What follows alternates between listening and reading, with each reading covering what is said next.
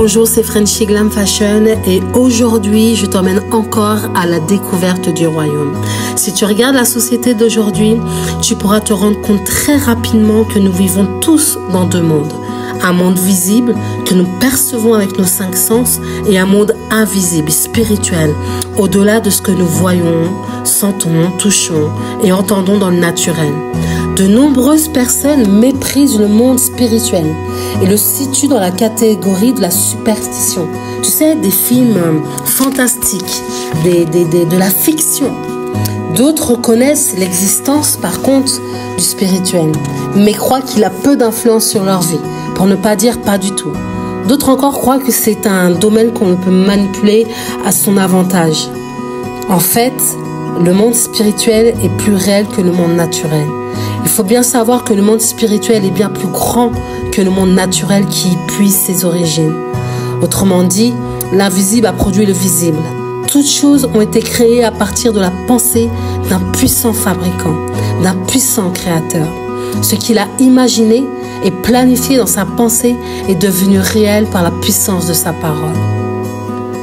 Si tu regardes Colossiens 1,16, il est dit « Car en lui ont été créées toutes les choses qui sont dans les cieux et sur la terre, les visibles et les invisibles, trône, dignité, domination, autorité, tout a été créé par lui et pour lui. » Par conséquent, le monde physique reflète le monde spirituel d'où il est sorti.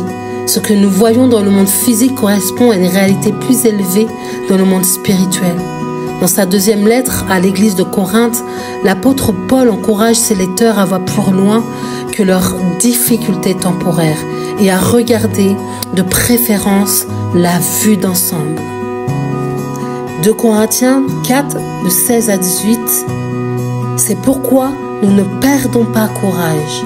Et lors même que notre homme extérieur se détruit, notre homme intérieur se renouvelle de jour en jour. Car nos légères afflictions du moment présent produisent pour nous, au-delà de toute mesure, un poids éternel de gloire. Parce que nous regardons non point aux choses visibles, mais à celles qui sont invisibles. Car les choses visibles sont passagères et les invisibles sont éternelles.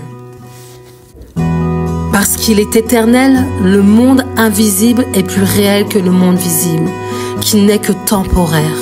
En créant le monde, Dieu voulait mettre en contact le monde invisible avec le monde visible, afin que le spirituel ait sa place dans le naturel. Pour cela, il fallait que ses enfants habitent le monde visible dans des corps physiques visibles. C'est la raison pour laquelle il a créé l'homme à son image.